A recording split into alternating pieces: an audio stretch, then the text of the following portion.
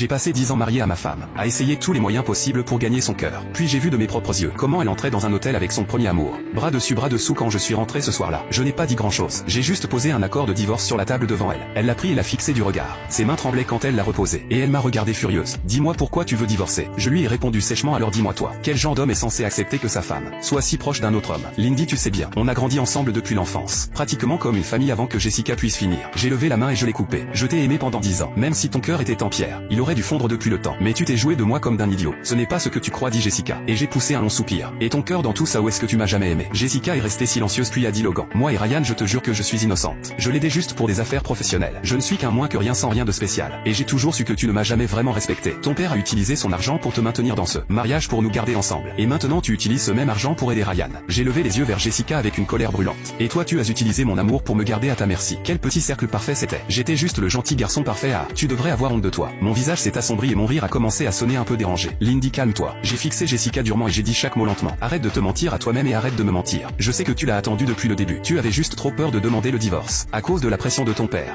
Dans cette relation on a tous les deux perdu. Ça ne sert à rien de faire traîner les choses. Si c'est moi qui demande le divorce, peut-être que ton père sera plus indulgent avec toi. On est retombés dans le silence tous les deux. Si c'est tout, Jessica a fixé l'accord d'un regard vide. Lindy, tu ne peux pas me faire ça. Je t'ai donné mes plus belles années à... Et moi qu'est-ce que j'ai eu à donner au chien? Je me suis adossé et j'ai éclaté d'un rire sonore. Puis je me suis levé d'un bond. Jessica, laisse-moi juste partir. Au nom de 10 ans de vie partagée sous le même toit. Je ne prends que ce que j'ai acheté moi-même. Tu n'as pas à t'inquiéter pour ça. Je ne pars pas avec un seul centime. De ton argent, ce que j'emporte c'est mes salaires et les vêtements que j'ai achetés. Ma voiture, c'est tout. Mes mots ont frappé Jessica comme une gifle en plein visage. C'était comme arracher le dernier voile. Qui cachait tout après toutes ces années. Je ne lui avais jamais parlé comme ça. J'avais toujours gardé la bouche fermée. Même quand je savais exactement ce qui se passait. Je restais toujours silencieux pour préserver notre dignité. Mais aujourd'hui j'étais d'une franchise brutale sans place pour la discussion. Ça a complètement déstabilisé Jessica. Et mes mots l'ont rempli d'une honte et d'une rage profonde. Dans le monde de Jessica qui avait jamais osé lui parler comme ça. La main qui tenait l'accord de divorce est devenue blanche aux jointures. Elle a pris le stylo, a signé son nom vite et fort. Puis s'est repoussée de la table. Elle est montée à l'étage, je me suis levé. J'ai pris l'accord et je l'ai fourré dans mon sac. Une fois que j'aurai fait mes bagages, je m'en vais. Prends soin de toi. Jessica a marqué un temps d'arrêt dans l'escalier. Puis est partie sans un mot. Elle est entrée dans sa chambre et a claqué la porte violemment. Bang. J'ai débarrassé la table du dîner. Lavé et séché toute la vaisselle. Tout essuyé et fait un dernier tour du rez-de-chaussée. Verrouillé la porte d'entrée. Puis monté à l'étage pour jeter un dernier regard à mon ancienne chambre. J'ai regardé la rangée de cadeaux que Jessica m'avait offert. Alignés soigneusement sur l'étagère. Repensant à chaque petit souvenir lié à chacun d'eux. Puis je me suis dirigé vers la porte de la chambre de Jessica. Je m'en vais maintenant. Je suis descendu au garage. Ouvert la portière de la voiture, monté dedans. Démarré le moteur et suis resté assis un moment. J'ai allumé une cigarette et tiré une bouffée. Puis attrapé mon téléphone et appelé mon pote Chuck. Viens boire un verre avec moi mon frère. J'ai démarré et remarqué que la chambre où je dormais à l'étage n'avait pas de lumière allumée. Jessica est restée à la fenêtre pendant un long moment. Regardant depuis l'instant où j'ai reculé jusqu'à ce que je disparaisse de sa vue. Dans un petit bar au centre-ville ce soir-là. J'ai bu jusqu'au blackout. J'étais complètement détruit et c'était exactement ce que je voulais. Le pauvre Chuck a dû galérer à travers tout ce bazar. Pour me traîner jusqu'à un hôtel, il a posé une bouteille d'eau sur la table de nuit. A tout arrangé puis a fermé la porte et est parti. Le lendemain matin, le soleil était là. La lumière filtrait à travers les rideaux. Et des taches de soleil tombaient sur moi. Si je n'avais pas eu la gueule de bois, il n'y a aucune chance qu'un gars qui avait bossé dur pendant des années aurait fait la grasse matinée. Je me suis lavé. J'ai pris le petit déjeuner et conduit jusqu'au bureau. Dès mon arrivée, j'ai appris que l'entreprise licenciait. Et effectivement, mon chef m'a convoqué dans son bureau peu après. J'ai glissé mes cigarettes dans ma poche. Et suis entré dans le bureau de mon manager. Cet après-midi-là, les RH m'ont convoqué et expliqué comment mes indemnités seraient calculées. Ils ont confirmé mes années de service et le montant que je recevrais. M'ont fait signer. Puis m'ont dit de revenir le lendemain pour finaliser les papiers. J'étais sur le point de dire au revoir à un endroit où j'avais travaillé 10 ans. Ces 10 ans où je suis passé d'un gamin qui ne savait rien à quelqu'un qui comprenait comment le monde fonctionnait vraiment. Les 10 ans où la jeunesse de chacun prend fin. Les 10 ans où une personne ordinaire doit payer un prix lourd, juste pour apprendre les règles du jeu. Je suis retourné ranger mes affaires, récupérer mes papiers de sortie et obtenu les signatures des RH, de la comptabilité et de mon chef de département. Une fois toutes les formalités terminées, j'ai dit au revoir à mes collègues et me suis incliné devant tout le monde, les remerciant pour toute leur aide au fil des années. Puis je suis descendu pour partir. Étrangement, ma collègue Huey m'attendait déjà sur le parking. Elle avait un sac noir à la main. J'ai supposé que c'était des cigarettes. Je me suis approché d'elle, j'ai mis son cadeau dans la voiture. Puis je me suis retourné, j'ai ouvert les bras et j'ai pris Huey dans mes bras. En lui tapotant le dos, les yeux de Huey étaient pleins de larmes quand elle a dit « Prends soin de toi patron ». Et je lui ai dit « Vis bien et travaille dur ». J'ai démarré la voiture, je lui ai fait un signe et j'ai dit au revoir. En même temps que ma gratitude envers l'entreprise. Il y avait un vrai sentiment de deuil pour ces années. Mon cœur était un peu lourd, mais il y avait encore des choses dont je devais m'occuper. Sinon je n'aurais pas la paix. J'ai envoyé un message à un contact nommé Olivia et obtenu le numéro de Ryan. Puis je l'ai appelé, j'entendais du bruit en arrière-plan. Ryan, retrouvons-nous. Ryan a laissé échapper un petit ricanement. L'endroit c'est le Peninsula Coffee sur la rue Azong. Il a raccroché avant que je puisse répondre. Je suis monté dans ma voiture et j'ai roulé vers la rue Azong. Quand je suis arrivé au Peninsula Coffee, Ryan était déjà assis dans un box près de la fenêtre. J'ai commandé un café et me suis assis en face de lui. On est resté silencieux un moment. Puis j'ai baissé les yeux et dit « Jessica et moi avons signé les papiers du divorce ». Ryan a remué son café avec une cuillère. « Tu aurais dû partir depuis longtemps. Elle n'aurait jamais dû t'épouser. Tu n'as jamais été à sa hauteur. Si elle ne m'avait pas épousé, il n'y aurait pas eu d'argent pour te soutenir. » J'ai répliqué avec un sourire narquois. Ryan m'a lancé un regard noir. Puis s'est détourné avec mépris et a continué à remuer son café. Ryan s'est moqué de moi, me traitant d'idiot amoureux. Un homme pathétique dont les femmes ne peuvent que se moquer. Il t'a attendu. Je sais.